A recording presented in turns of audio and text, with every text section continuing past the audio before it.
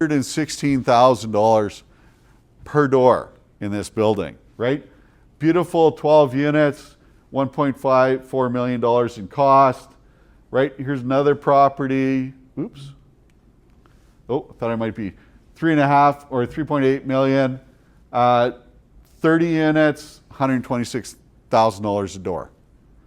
Okay? Right? So that's the type of properties we pick up. 0 vacancies in both of these buildings.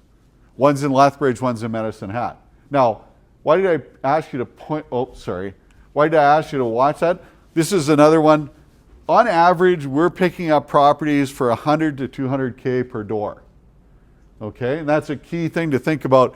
Yet we're getting $1,000 to $1,200 a month rent.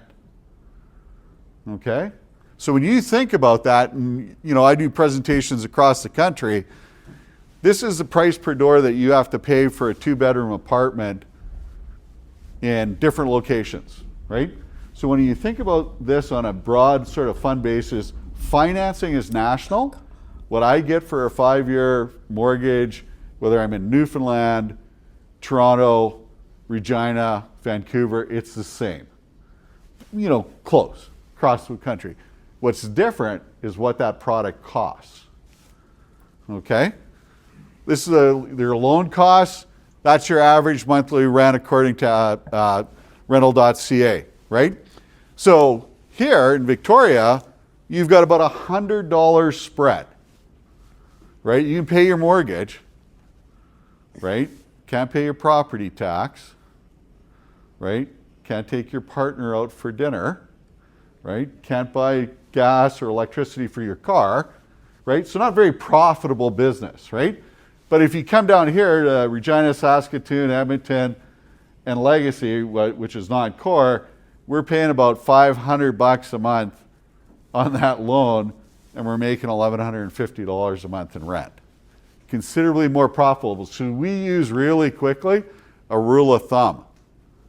On an average annual or monthly basis, your rental price versus the total cost of the platform that you're buying, right? And if you're in a 1, you want to think about that as a 13% or 12, 13% return on the capital value of that property a year. If you're in Victoria, you're not even making 5%, right? So that tells us right away, we are not shopping in Victoria, Vancouver, Toronto. Calgary is at the top end. We don't even look at it anymore. And we spend our time in non-core locations in Alberta and Saskatchewan. Why? Because it's very profitable, right? Generates lots of cash flow compared to the other marketplaces. And here's the other thing that's the kicker.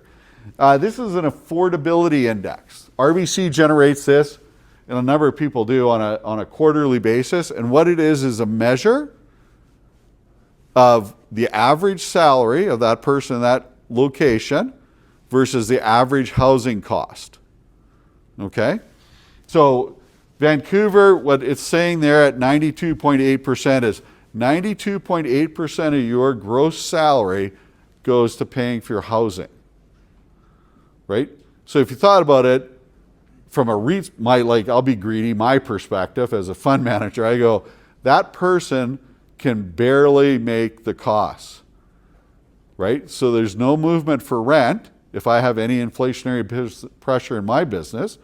I'm not going to see any property appreciation, and if I do, I still can't take any advantage of it because I'm not making any money, and I can't push my rentals cost up, right? So it's not very affordable down here, right? But if I operate in Saskatoon or Regina, it's in the 30s, right? 32, 26%. That means those people are walking around with a lot more disposable cash in their pockets. So if I need to push up rental costs to cover more property, utilities, whatever, they've got the money to pay for it. If the value of the property goes up, that can occur as well, right? So not only do I get better income, I get property appreciation, okay? Now, this is Art, the economics guy, which I'm not, I'm an engineer in my analysis of the world, right? But let's look at Korea.